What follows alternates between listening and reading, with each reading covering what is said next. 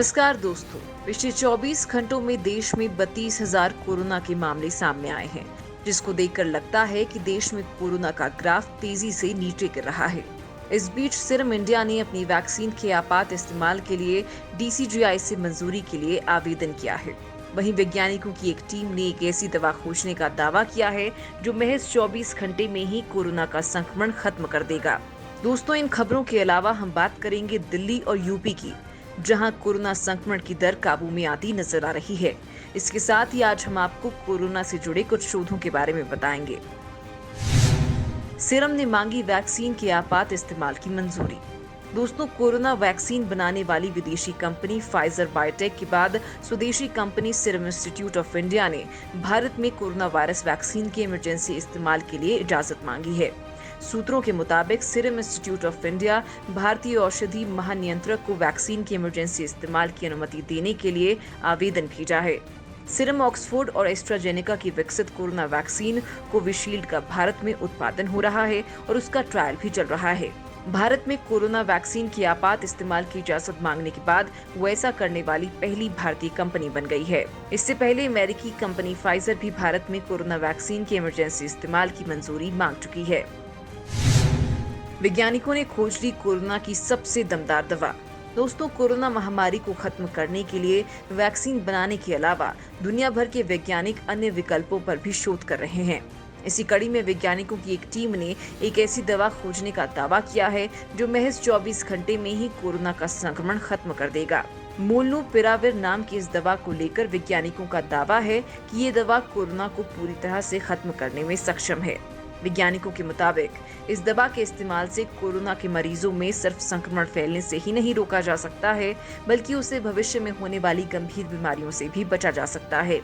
इस दवा की खोज से संबंधित अध्ययन report journal of nature microbiology में छपी है। पुणे में 17 लोगों को लगाई गई स्पुतनिक वैक्सीन। दोस्तों, दुनिया भर में वैक्सीन के बारे में चल रही जबरदस्त चर्चा के बीच कई देशों में अब कोरोना वैक्सीन लगनी शुरू हो गई है। इसी कड़ी में रूस की स्पुतनिक वैक्सीन के क्लिनिकल ट्रायल का दौर भारत में शुरू हो गया है। महाराष्ट्र के पुणे में 17 लोगों को स्पुतनिक वैक्सीन लगाई गई है। दरअसल क्लिनिकल ट्रायल के लिए 27 स्वयंसेवकों ने ऑनलाइन पंजीकरण में अपने नाम पंजीकृत किए थे। 27 में से सभी परीक्षण से गुजरे, इनमें से केवल 17 को मंजूरी दी गई। इन 17 में से किसी को भी कोई लक्षण नहीं था, न ही इनमें कोरोना पॉजिटिव पाया गया। उनका चयन निर्धारित मानदंडों के अनुसार किया गया था, क्योंकि वे स्वस्थ होने चाहिए थे। दिल्ली में 4% से भी कम हुई संक्रमण की दर। दोस्तों, दिल्ली में कोरोना से संक्रमण की दर तेजी से सुधर रही है। लंबे समय के बाद रविवार को दिल्ली में 4% से भी कम कोरोना संक्रमित पाए गए, जबकि उससे एक दिन पहले शनिवार को दिल्ली में 73,536 टेस्ट किए गए थे, जिसमें 3.68% मरीज कोरोना संक्रमित पाए गए थे।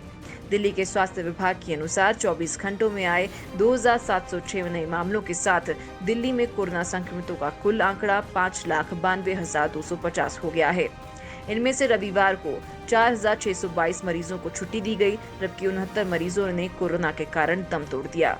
दिल्ली में अभी तक 5,57,914 मरीज कोरोना से ठीक हो चुके हैं, जबकि 9,643 मरीजों की छुट्टी हो चुकी है। दिल्ली में कोरोना से मृत्यु दर 1.63% है। यूपी में कोरोना का रिकवरी रेट 94.58% हुआ। दोस्तों, दिल्ली की ही तरह यूपी में भी कोरोना का ग्राफ नीचे जाता दिख रहा है। प्रदेश में पिछले 24 घंटे में 1,950 नए कोरोना पॉजिटिव मरीज सामने आए हैं, जबकि 1,993 मरीज ठीक होकर घर वापस गए हैं। अब तक प्रदेश में 5,24,860 व्यक्ति पूरी तरह से स्वस्थ होकर डिस्चार्ज किए जा चुके हैं। यूपी में मरीजों के ठीक होने की दर 94.58% हो गई है। केस पॉजिटिविटी रेट इस समय 1.2% है। अपर मुख्य सचिव चिकित्सा स्वास्थ्य अमित मोहन प्रसाद ने बताया कि प्रदेश में इस समय एक्टिव केस 22,160 हैं। इनमें से 10,318 होम आइसोलेशन में और 2,186 निजी अस्पतालों में अपना इलाज करवा रहे हैं।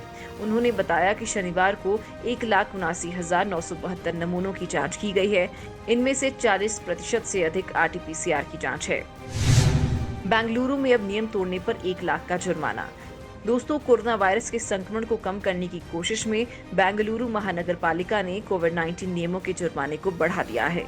पालिका ने अब उल्लंघन करने वाले वाणिज्यिक प्रतिष्ठानों पर शिकंजा कसने का फैसला किया है। अधिकारियों को नियमों को तोड़ने वाले प्रतिष्ठानों पर 5,000 रुपए से लेकर 1 लाख रुपए तक का जुर्माना लगाने का आदेश दिया है। बीबीएमपी आयुक्त एन मंजुनाथ प्रसाद के हालिया आदेश के अनुसार शहर में वाणिज्यिक प्रतिष्ठान ये सुनिश्चित करने के लिए बाध्य हैं कि उनके परिसर में लोग कोविड-19 के नियमों का पालन करें। इनमें मास्क का इस्तेमाल और सुपर स्प्रेडर्स होने से बचने के लिए सामाजिक दूरी बनाए रखना शामिल है। कार के बंद शीशे से कोरोना संक्रमण का खतरा ज्यादा। दोस्तों, पूरी दुनिया में कोरोना वैक्सीन को लेकर जबरदस्त चर्चा चल रही है। ऐसा माना जा रहा है कि जल्द ही वैक्सीन लोगों की पहुंच में होगी। इन सबके बीच कोरोना के संक्रमण पर भी नई जानकारियां सामने आ रही हैं।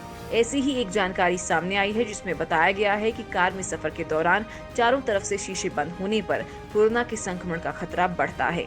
दरअसल अमेरिका की ब्राउन यूनिवर्सिटी की एक रिसर्च के मुताबिक कार चलाने के दौरान एयर कंडीशनर का चालू रहना और चारों शीशे बंद रहना स्थिति को बिगाड़ता है।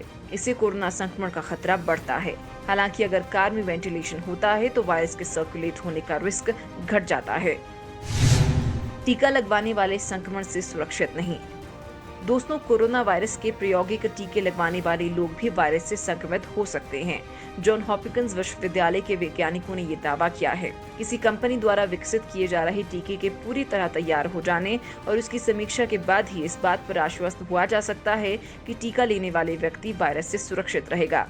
हरियाणा के स्वास्थ्य मंत्री अनिल विज इसका सबसे बड़ा उदाहरण है, जो टीका लगवाने के 15 दिन बाद संक्रमित हो गए हैं।